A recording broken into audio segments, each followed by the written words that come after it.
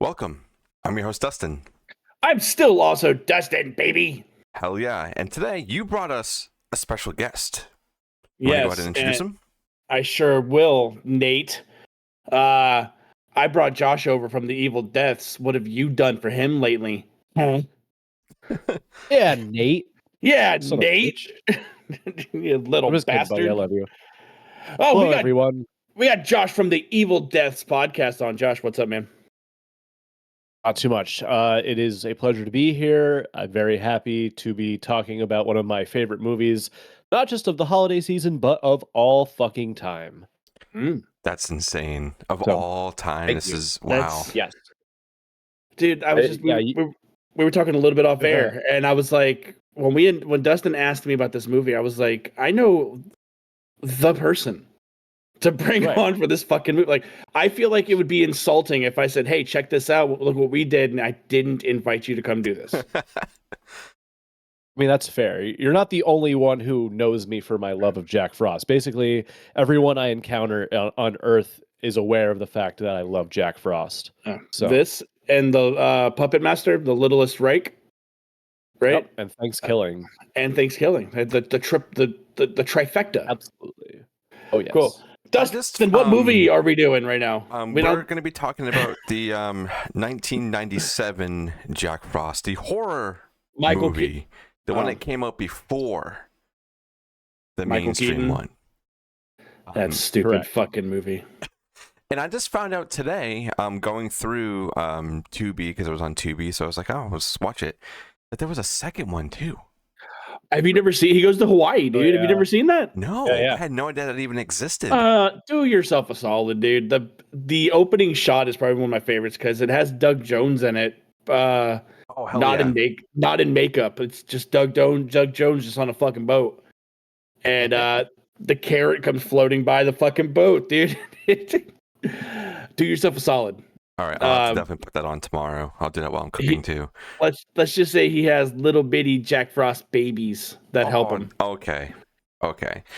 That's getting me amped up for it. Yeah, it has something that the first Jack Frost, as much as I love it, it has something that the first one is lacking in bubage. So that's a plus to JF2, as I call it. Hell yeah, man. Hell yeah. I just decided to call it that. So I guess before we start getting into this, wanna go over some Rotten Tomato scores? Let's do it. Let's take a guess. All right. So we'll start off with the critic scores, and it's sitting at 19 reviews. So Josh, we can start with you. Where do you think it's sitting at on Rotten Tomatoes out of 100? Okay. Well, already I'm surprised that there are any critic reviews. So if you had asked me to guess without that information, I would have said 0. But 19, I'm going to give it a 3. Okay. Rotten Tomatoes does like percent, right? Yeah. Mm-hmm. Yeah, I'm going to give it a 3%. Okay. 3%. Wow. Okay. You said 19 reviews? Yep. I think I'm going to go a little higher. I'm going to say 22%. All right. It's sitting at a whopping 16%. Fuck, man. I'm never gonna get it because the zeros don't count. Attitude. No, the 0 ones don't count. I want to fucking hit it on the money, you know? Yeah, that is true. It's honestly too high. It's too high if you ask me. I mean, so over on the Flicks and Friends, we do the under 10% on Rotten Tomatoes. Dustin, do you think this movie is better than The Mutilator? Fuck yeah. Fuck yeah. Get out of here, dude. The Mutilator rule, dude. Anyways, I love the Mutilator. I love the Mutilator to death. But this movie's rated higher than The Last Airbender. Yeah. Yeah, I mean, get the fuck out of here, dude. It's better than Yu-Gi-Oh! The movie. Oh my god, I totally forgot about that. Yu-Gi-Oh! I just bought it on Steelbook for Black Friday. Of course you did. Yu-Gi Boy. I thought I was sick. Yeah. Oh my god. The Pyramid of Light. All right. Anyways. Well, let's see what the audience has been thinking of this one. This is sitting at 5,000 plus reviews. Josh, go ahead. What do you think? I'm gonna go with 28%. Mm-hmm. Okay. I'll say 34. Are you gonna say 33? Dude. I don't even want to give you any hints, but like you almost got it. You are so close. I will give you one more chance. 35. You're getting cold. Oh, okay. Oh, 31. One more shot. One more shot. 31%. 31. Is that your final answer? That's my final answer. 31%. I don't know if that's cheating, dude. Hey. I wanted to give you. No, I was close. I was very close on the first one. You said 30, and I was like, oh. And then you said 4, and I was like, oh.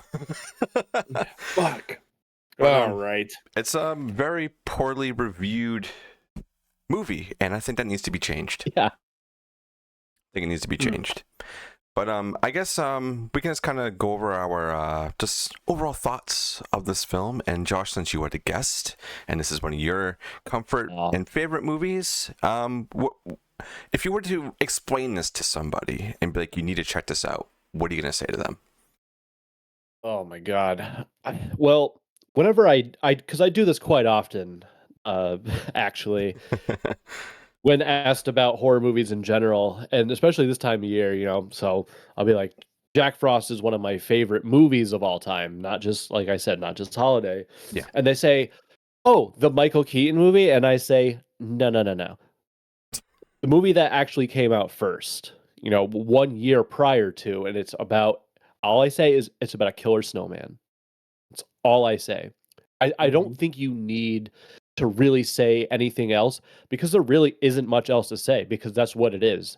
There's no deep story. There's no fucking grand overarching themes or lessons to be learned. It's just a silly, cheesy killer snowman movie, and it's so much fun. It's absurd, and that's like stuff that I love. Is just somebody had this idea to make this movie, and they just did it.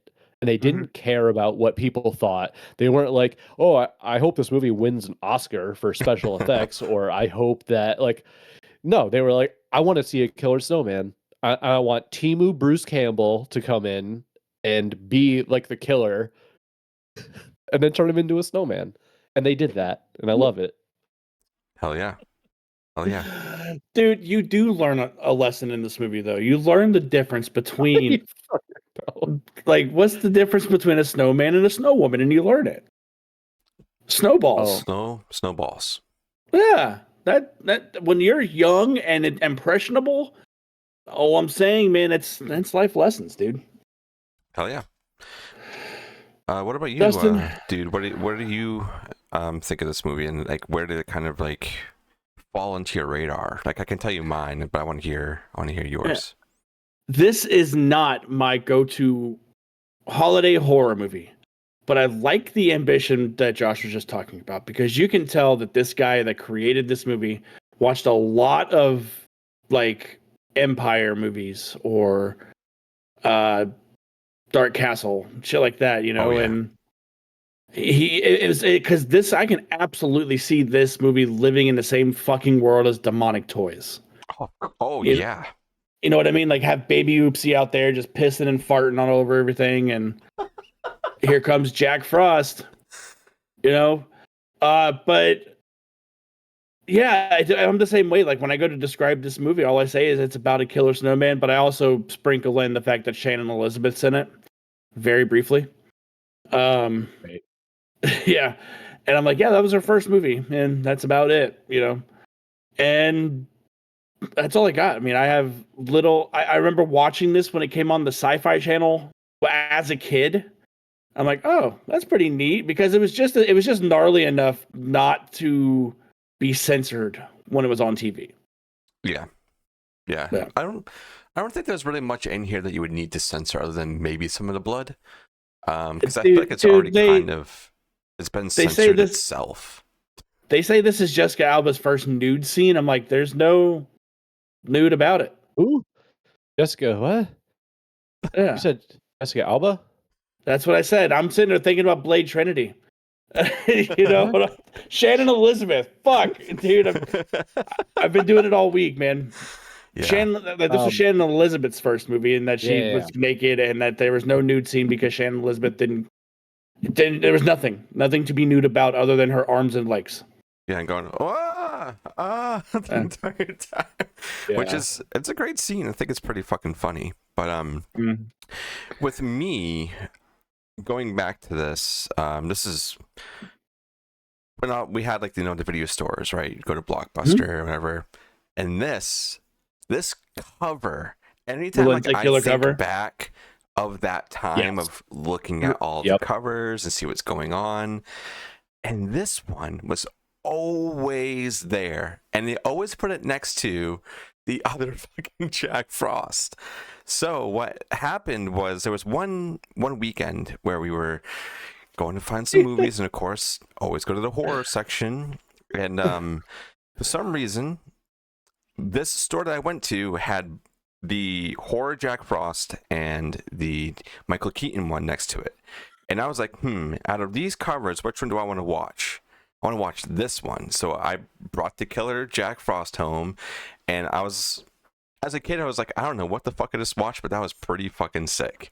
And for it to be a B movie, like very heavily B movie, but it's so fun, very low budget, and very.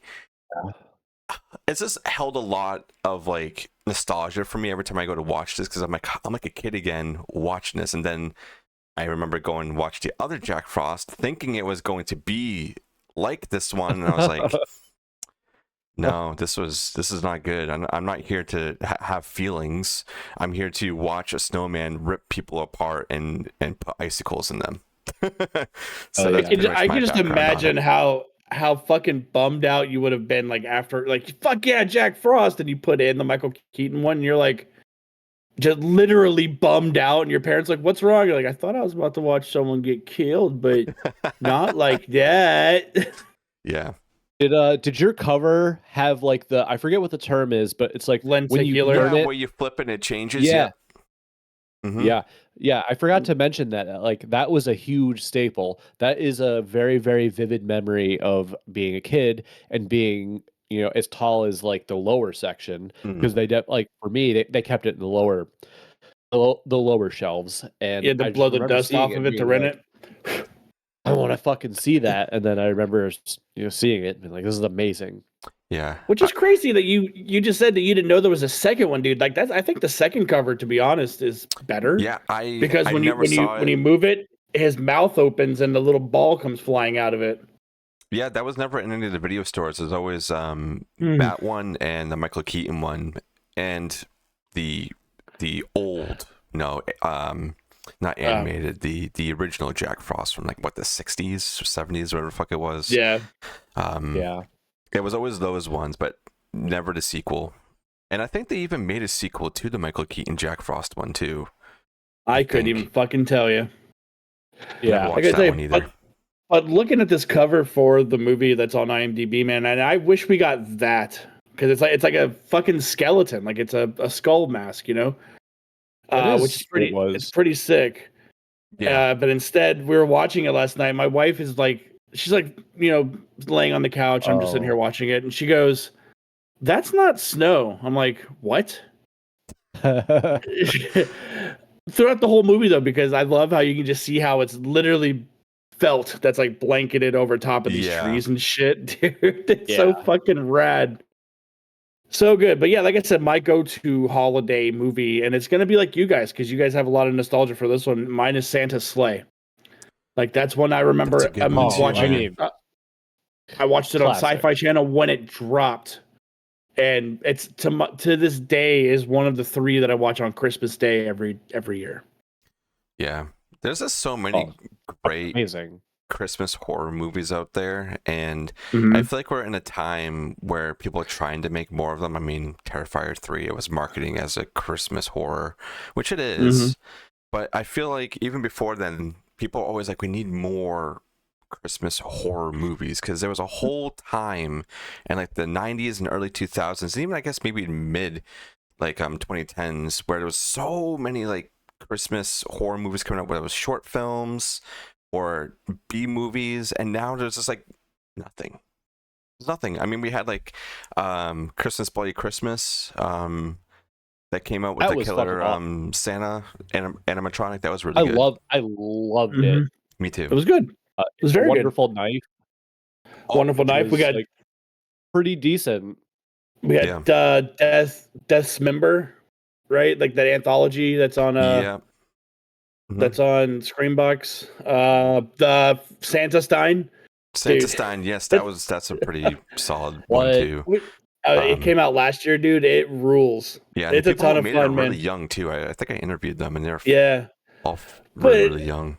The thing with holiday horror, though, is like you want to be tactful about it because there are really good ones and there's really bad ones. And for people like especially with Terrifier, like it got a ton of backlash for the sheer fact of what it's about. Yeah, and when it's a lower budget movie that's like this or anything else, it wouldn't be able to sustain the loss that Terrifier 3 didn't even have to worry about it. You know what I mean? Like indie movies and lower budget movies, like they're walking on eggshells when it comes to holiday horror and today's society.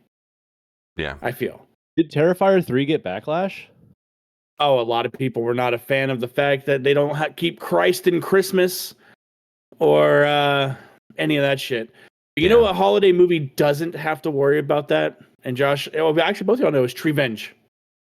We'll be hinting at it, but we'll be talking about that soon. Yeah. But let's dive a little bit into Jack Frost. And Josh, I need to know what your favorite kill is of this movie. Dude, it's the fucking the mom of the family that like Shannon Elizabeth's mom when she gets killed by Jack Frost and he's like smashing her face into the ornaments and that like silly like luau music is playing. Just the absurdity of that scene is fucking hysterical to me. I love it. It's great. That's definitely my favorite kill. Yeah, and it's very it's the pivotal point of the movie too, because they're not just worried about the old man Smithers getting killed and shit. This is what sets the chain of events off. Yeah. With them be like, oh fuck, it's Jack Frost. Yeah. You know. Dustin, what about you, man? God. Oh man, there's so many good goofy ones in here. But I'm gonna have to say the one that just every time I watch it, I'm just always like, wow, that was pretty funny. Is Billy when he gets decapitated and the boy's just like, it wasn't me. It wasn't me. Yeah. Like, well, now we definitely think it was you. Yeah, I didn't do it. I hate that. I hate that kid so much. He's so gross. Yeah, his screen time is limited, and I think that is a good thing. He's like every single kid from the 90s smashed into one. It's fucking disgusting. That's a good way to put it. When he gives his dad that bag of shit to take with him for breakfast or whatever, and his dad feels real bad about throwing it away. Load it up. Yeah. Feels real bad about throwing it away, so throws it on his dashboard. Then that's like the tool they find out that would hurt Jack Frost. And he goes, "What's in that?" And the kid's like, "I didn't want you to get it cold. Put fucking antifreeze in it." It's so insane. That's a sociopath. That is a bona fide serial killer in the making. Is this kid? So I was talking to my wife about this because I was telling her that I was doing this, and she was like, "Oh, there's no other perfect person to have on for this." And I was like, "I know," but I was like, the second and I don't do that often, but Jack Frost, I can. I was like, the second I would be able to throw that shit in the garbage, I would. I wouldn't feel bad. I would be like fucking in the trash, and then I would have had to figure out a different way to kill Jack Frost. Yeah. Get extension cords, a lot of them. Yeah. But, yeah. But I think my favorite kill, man, I like the idea of how he killed the boyfriend in the cop's house with the icicles. Mm-hmm. But I wish that's a good kill. I wish he was still pinned to the door through his head when we see him, because they're taking it out. Yeah, but I dig that one a lot. And then I think that's probably gonna be my favorite one. I think that because this fucking wine needs ice. What type of wine do you know fizzes like that, dude? He opens up the fucking freezer and there's a carrot sticking in there. He's just like, I'm just gonna chisel out. That might be like a thing up wherever they're from too, dude. Like they might have like a block of ice. Colorado. I don't know. Yeah. During that time, I don't know. I'm not defending him. I'm just trying to logistically understand why it looked like there was a snowman stuffed in there, but there was a deep fake because the snowman wasn't in there. Yeah, I mean, this movie's full of plenty of things that make zero fucking sense. Like, they're driving Jack Frost to his execution. They're on their way. They're like, hey, he's going to be executed in 30 minutes. Like, what? They're driving him to the chair. Yep. Yeah, he's there. That doesn't work like that. He's there like days in advance. And they're not going to be like, oh, it's a snowstorm. We got to get this prisoner to fucking death row. Like, this doesn't make any sense. But you know what? That's why this movie's amazing. And also with the truck with the fucking shit in it, and the guy's like, "Oh yeah, this is all experimental." So why the fuck are you putting it in a truck and driving it somewhere if you guys don't even know what it does yet? Like that's always something I'm always just like, what the fuck? Toss it into a tanker. Like and this guy's trying to drink. Yeah. It's fucking insane. And then the smallest fucking like vehicle cab of all time, where the two dudes are like on each other's lap, looking out the fucking window. What did it say on the side of that truck? It was like like inmate termination transportation or some stupid shit like that, dude. Yeah. It was something wild. I'm like, why would it say that, dude? But I don't know. But yeah, I like how the sheriff of the town like has like this backstory because he inadvertently caught this mass serial killer just because he just wanted to provide his ID and because he was just pissing whatever the series of events that unfolded while he captured him. Yeah. To the fact that he has trauma, I like that. That's a lot of character detail that we get very early through the flashbacks, and I like the fucking ransom notes that he gets. I'm gonna kill your family, maybe. Yeah. Oh my I'll god, find dude. A way. Yeah, life. Jack Frost finds a way. That dude's fucking like Wish.com Andrew Robinson, to stick with that theme. Everyone in this movie looked like just the budget version of somebody else, except for Shannon Elizabeth. Yeah, Jessica Alba. Yep. Jessica Alba. Yeah, no, but you're not wrong, man. Like he reminded me a lot of like Nathan Fillion's character in Slither. Like that's the type of cop that I just imagine this guy being, like not so much a bumbling idiot, but it's like on the verge of an everyday guy type of thing. And I was thinking of Andrew Devoff whenever I seen Jack Frost in live action. Oh. Like he's trying real hard to his eyebrows are like pulled back really far and fucking Devoff, dude. One thing that I really enjoy about this film is also all the townspeople. I feel like they do kind of come and go pretty fast, but they're all so weird and quirky and just sort of out of place in times, but it just adds to the charm of this film that some of them I absolutely hate, like the family, and then you have the one guy who owns the shop, and he's like 20% off for emergencies if you guys need anything now. Everything is just 20% off now. Just give it for free, man. Yeah, I wouldn't doubt that he charged them for those jugs of antifreeze he had to use. Like they killed antifrost, whatever. That's antifreeze. Yeah, don't do that shit to me. That's what it is. But yeah, he walks up to the cop at the end of the movie and hands seat saying, "Hey, here's what we used. I need you to pay me back, please." That'd be pretty fucking good, man. But the tussle between fucking Jack Frost and the cop at the end of this movie, dude, and they fall out the window. Like that's a cool stunt. Yeah. It was a done in one stunt. And the fact that his arm falls off and the little kid goes, "Hey, look, here's his arm," and holds it up, dude. Get the fuck out of here. And the mother's like, "I'm just gonna That kid is the real I'll drive you villain. into the truck." Yeah, who's the real villain right now? Just drown him.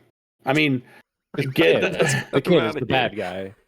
Oh, yeah, man. dude. He feeds his dad. He tries to feed his dad antifreeze. He just imagine if he just threw the arm on his dad. He goes, "Here you go, Dad." Decapitates that kid. Like, come on. We all know that he did it. He gives Jack Frost his fucking eyes and his nose and all that shit, and he's using a fucking puppet for a reference point. Like, Yeah, that's what also kind of really asshole insane. needs a fucking reference point? Like, this kid is unhinged. Oh my god. But I did like when Jack Frost got teeth. Eventually, I liked that puppet a lot. Yeah, the icicle teeth. Fuck Yeah. I thought that was pretty sick, dude. And the fact that his mouth elongated and shit and opened up like Audrey 2 style. Yeah. Oh my god, he is full of fucking one-liners, dude. Mm-hmm. Yeah. It's great. He goes, "Sheriff, it's so is that you? Well, it ain't fucking Frosty." That's a good one. I only asked you for a smoke. I know this movie is low budget and is obviously poorly rated as we saw, but was there ever any like knockoff merch for this, or anybody try to release anything? Because I would love a little mini Jack. I think the closest we're going to get to merchandise is the physical copies. And MVD did a physical copy of Jack Frost 2. And MVD, whenever they do physical copies of anything, they include like a poster for the movie in it. Because I have the Ghoulies ones, I have the one for Abominable, but they did a Jack Frost 2. So, yeah, it's pretty sick. That's the closest, unless you get like a boutique like Creeporama, if they decide to do like a Jack Frost shirt. You know, like something like that. I'd take it. That'd be sick. Super sick. My co-host Brett actually got me the Jack Frost Blu-ray and the MVD Jack Frost 2 for my birthday this year. And nice. Yeah, they both have the posters and shit like that. That's awesome. I love MVD. Like, they do good shit, dude. I just want a mini Jack that is saying all his one-liners. That's all I want. He just push his stomach. I hope it was as good for you, baby. Yeah, like Christmas came early this year. Yeah, Christmas ain't the only thing that came early. Did you guys know that Riff Tracks did this movie? No, now I need to see that. It's on Tubi. Fuck, man. Now I gotta watch that, dude. Fucking awesome. Yes. Dude, what did I just watch? Oblivion. Not the Tom Cruise one, the Full Moon one. With Andrew DeVoff is in that. And Riff Tracks, there's a version of that on Tubi as well. And that one was pretty fucking good. I need to watch the Riff Tracks of this now. Yeah, for sure. It's pretty solid. So we went through our favorite kills. Was there any scenes in here that when you think of this movie, it pops out immediately? Mine's always the boy getting decapitated, obviously the shower scene. The shower scene. They always, advertise that anywhere you see now, like online, if you look up Jack Frost, it's always that. And I think the ending of the final fight's what always comes to me. But what about you guys? The shower scene for sure. To the point where I guess apparently Joe from Movie Dumpster said that Shannon Elizabeth does not sign stuff from Jack Frost. What? I hate that. Boo. I don't know, dude. But apparently she doesn't. Sign stuff from American Pie, though. Exactly. Yeah. But no, the shower scene. The shower scene is all because again, when did this come out? 2000 what? 1997. 1997. All right, so it was probably about the 2000s though when I seen it on Sci-Fi Channel. A little 12-year-old Dustin seeing what I saw, really dug it, and that's about it. For me, I would say it's basically like the whole opening scene is like very iconic to me. Just that, they're talking shit about him and he wants a cigarette. dude won't give him a cigarette, but like blows it in his face, and he just does this like deep inhale, and then they're like, "Oh, like everything all right back there, Harv?" He's like, "Fine, real fine." And you see him, he's like stepping on his neck, and he breaks it, Mm-hmm. and then the whole like the crash happens, and like there's this wonderful scene where the two headlights just slowly come together, and it goes think, and then mayhem, and then everyone's freaking the fuck out, and like Jack Frost is having a blast, and then he gets out, and the shit spews on his face, and this dude is just sitting there like making these weird faces, like he's watching lions fuck at the zoo. Like he's like he kind of doesn't want to watch, but he's like I kind of want to watch at the same time. Like that reaction is just so not like what you would do if you saw somebody melting. You would be horrified, but this dude's kind of like, Yeah. So just that whole opening scene for me is what I really, really think about. But speaking of opening scenes, I love the narration we got at the beginning of this movie. Oh yeah. Where the granddaughter's like, "Grandpa, tell me a story." He goes, "You want a scary one or a happy one?" "A scary, happy one, dude." And when he lays out the story of Jack Frost, and the whole time she's just complaining about how horrific it is, and he's like, "Shut the fuck up. This is what you wanted." Yeah. That was pretty the good. Director, by the way. Yeah, Director, he was. Yeah, That was pretty good. And I like that kind of like gave us the lore dump, right there too, which was very, very smart and easy. Yeah. It sets the tone. Yeah, it definitely does. And kind of going back to the opening scene, the whole melting sequence, I thought for this being such low budget, I don't know what the actual budget was. I couldn't find one. But it's looking, but I fucking forgot. good. I feel like they did a really good job with whatever they had for a budget that they put in for any of the practical effects. I thought was really, really good. Obviously, towards the end when he's actually melted, it's just a puddle of this red, but I like how it kind of soaks in and you see it gets soaked into the snow. That's so good. Dude, when Billy gets decapitated and they're there picking up the body, and you see that one cop walk over with a shovel full of snow and tosses it on the blood pile that's in the snow, but it doesn't cover up all of it, and then just walks the fuck away from it. I'm like, what? Why did you do it? Just cover it up if you're gonna cover it up, dude. But that shit was pretty gnarly. Yeah. I think like the fucked up Jack too, like the first time they like go to attack him when he was like all like fucked up and his head's everywhere. That was really good. That's really, really good too. Yeah. Looking at reviews on IMDb, and a lot of them are between like a 5 and 7, but the ones that are very low are very low, like a 2. It says so bad it's good or not really. But this movie is like it's cherished by a lot of people, which is pretty tight. Yeah, I think it's a lot of like the nostalgia factor too. People going to like the video stores and seeing this cover and watching it. I think that's what's happening with a lot of people like myself. But yeah, it's a great film. And if you haven't seen it, go check it out. It's on fucking Tubi. Like, and there's a sequel, not the Michael Keaton one. Yeah, I mean, there's no reason to not watch this movie. No. You can be like Josh. This movie can be your palate cleanser for any movie you watch during the day, during the whole year. It doesn't matter. You watch fucking Michael Bay movies. I don't care. You put on Jack Frost right after that. You out here watching Oppenheimer. Who gives a fuck? Put on Jack Frost right after that. Oh yeah, man. Oh yeah. If there's a hesitation of I'm like, man, I don't know what I want to watch right now. I'm just like, I'll just put Jack Frost on. Fuck. You're already like in the midst of putting it in your player when you're like, I'll just watch it. What am I gonna watch? My wife fucking hates December. She's like, God damn it. Oh no, man. So Dustin, you got anything else you want to talk about, man? Well, I wanted to see what you guys would be rating us on Letterboxd. Did you guys rate it? All right. I did, yeah. Josh, do you rate stuff on Letterboxd? No. No one wants to see that. So it's a personal score out of 5. Out of 5?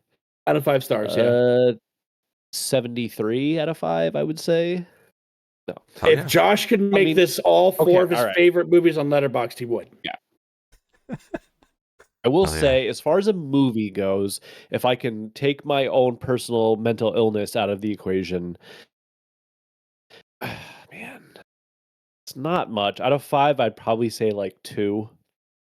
You know, just as far as like they made a movie, right? It like pretty like decently acted, but overall like not great. Just technically not great. But my enjoyment of it is to the highest degree. So my personal score, like, it's a 5 for me. Okay, sure, that's fair. That's fair. I think all around, I'm going to give it a 1.5. It's not my go-to Christmas movie when it comes to horror stuff. I don't have the nostalgia like you guys do. I do watch shit movies. I love shit movies, but this one just didn't really do anything for me other than the part I highlighted that I liked. But that's really it. Like there was only like 3 or 4 times I was having fun watching that movie. But again, like people like Josh, like you find the enjoyment, you love it, and I'm not dogging anyone that does. I won't. Yeah. I can't do it. It's your opinion, and it's totally fine. But I got to give it a 1.5, man. Okay. Dustin, if you were to rate this on Letterboxd and your personal rating, what would you give it? Letterboxd, I'm giving it a 4 out of 5. I love it a lot. It's a lot of nostalgia for me. And my personal score, it's going to be an 85. I mean, 8.5 out of 10. An 85? I had percent on my mind. 8.5 out of 10. It is definitely like a go-to around this time of the year to go and watch this at least once, maybe even twice. And I always just think back of seeing this on the shelf, little me who was probably like 10 years old, like, oh, what is this? And you bring it home, you're like, oh, this was fun. And then the disappointment of watching the Michael Keaton one and realizing that there was nobody dying in that other than Michael Keaton. I don't want no wholesome family Christmas movie. Yeah. But do you guys think that they like secretly saw the horror Jack Frost and were like, we should make the family version of that? Whereas like normally it's the opposite, where it's like a movie comes out and they're like, ooh, we should make a horror version of that. It's possible. But this time these easily ripped this movie fucks off. Were like, yeah, dude. Josh, just call them out on their shit, dude. Just call them out. I want to, but I don't Universal, you sons of bitches. You watched Jack Frost this movie and was like, you know what? We'll make our own Jack Frost movie starring Batman. Love Michael Keaton. I do love Michael Keaton. Me too. Sure. Me too. Maybe if they were ever going to remake this, they should have Michael Keaton be actual Jack Frost. I don't know, dude. And I think this movie is fine where it's at. I agree. Yeah, I don't think it needs to be touched. But no. If they fucking remake this movie, I'll be very upset. Josh just needs to be in it. That's the problem. I'm actually sad to say that there was an announcement today that they're remaking it. Just kidding. What? Look at him, dude. You gave him a fucking aneurysm, dude. He doesn't know what to do with life. That's a heart attack. He's going to go over there and tell Brett that he had a bad time. You know what? Worst of all, he's going to go over there and tell Nate he had a bad time over here because of you. Oh, man. No, I mean... Well, this you guys could have fucking set me on fire. You guys could have set me on fire right now, but because I'm talking about Jack Frost, I'm okay. He's got to keep it. He's got to keep it cool. Hell yeah. I like that. But over here at the Baron's Hideout podcast, we like to be a little crazy sometimes, I think. Jokesters. Yeah. And I guess I want to tie this into this is that I have, it's kind of hard to see right now. I can't see it. The shirt. Let me light this up. Because my lighting in here is awful. You got the shirt. That shit, dude. It's beautiful. The no neck Dustin. Yeah. But Go you ahead, guys can yeah. grab those. Just send us a DM anywhere. If you're on Patreon, you guys get a discount. The shirt quality is amazing, and Dustin over here, he prints them himself and he ships them out himself. He's been doing all the hard work over there. And for everybody who has grabbed the shirt and has been posting it on socials, it means a lot. And I'm looking forward to doing more merch type stuff soon, because something I've always wanted to do and just never knew how to go about it or what artist I wanted to use. And you picked Derek, and he fucking nailed it out of the park, dude.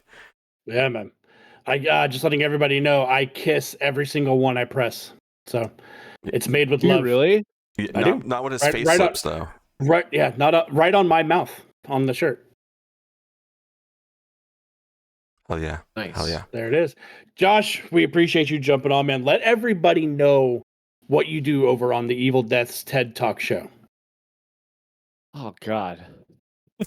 Well, we attempt to actually talk about a movie, but fail miserably.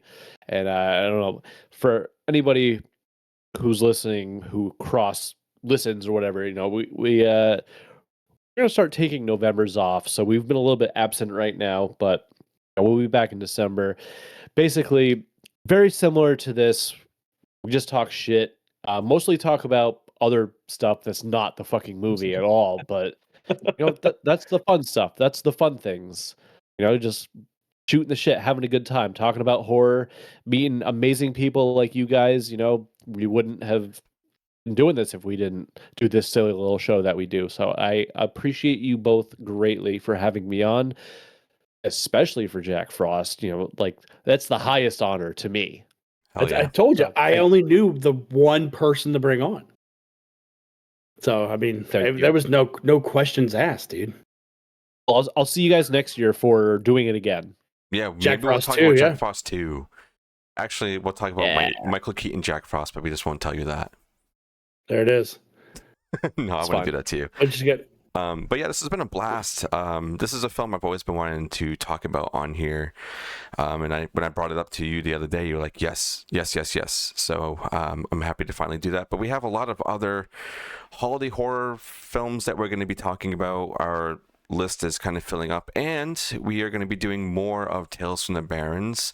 The first episode was pretty experimental, I would say, but we're going to probably hone in that a little bit more. I learned a lot from the first episode. Yes. I think what we can start doing too is if anybody's on Patreon, you guys can go ahead and I'll get a thing where you guys can maybe submit short films or DM us some short films you want us to check out on there, or even I think I have the Discord still linked somewhere, but I can repost it. We have a little section in there for the Tales from the Baron stuff. So if anybody has short films, send them over to the Baron's Hideout podcast. You can just DM it if that's easier for you. I think I've had like 1 or 2 people already send me some stuff. I'll have to forward to you. Hell yeah. But yeah, this was super duper fun, and we're nearing the end of the year, and this year's been really, really good. I think there's been rejuvenation everywhere within the show and everybody else around that's been in the show, or even your stuff that you're still doing with everybody else. It's just been a really, really fucking fun year, and I'm happy to be ending it on a high note with a lot of cool people that you are introducing to the show and to myself and to the audience. And thank you to everybody who's still listening and tuning in every single week. It means a lot. And like I said earlier, everybody posting all the shirts, and just it's a lot, and I appreciate it so much. And thank you guys so much for being here and supporting us. Is there anything that you want to tack on at the end? Yeah, I'll echo all that. It's exciting to see people stoked to wear something with my face on it. So yeah, it's pretty rad. I thought you were seriously about to say we're ending on a high note this year with Jack Frost, and I was like, all right. Yeah, hell yeah. Yeah, agree. There it is. But yeah, there's a lot to come. Like Dustin said, Tales from the Baron. The first episode was a very strong learning curve. I did figure out how I kind of want to lay this out now, which is tight. And there's just gonna be more to come. Like that's probably gonna be, what do you think, like a reoccurring thing each month? Yep. At least once. Yeah, it's once a cool. month. And if it starts getting like a lot of traction, it'll probably be like, might have to do a third episode a week. That's it. Yeah. That's gonna be a pretty lot, sick. but so yeah, no, that's all I got, man. Take us out of here. all right. Well, thank you, Josh, so much for being here. And you, as always, man, it's great having you here as my co-host every single fucking week. It means a lot. And for everybody else who's tuning in every single week, like I said earlier, it means a lot. And we'll see all y'all on the next one. Later.